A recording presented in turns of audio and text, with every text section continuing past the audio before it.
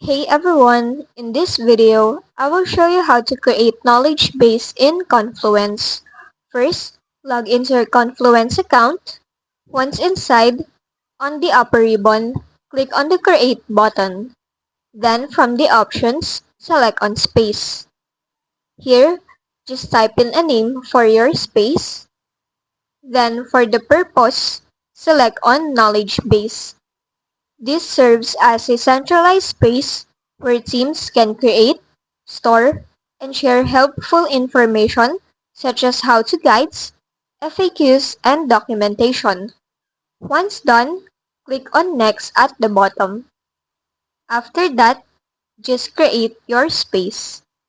And there you have it. You now have your knowledge base space.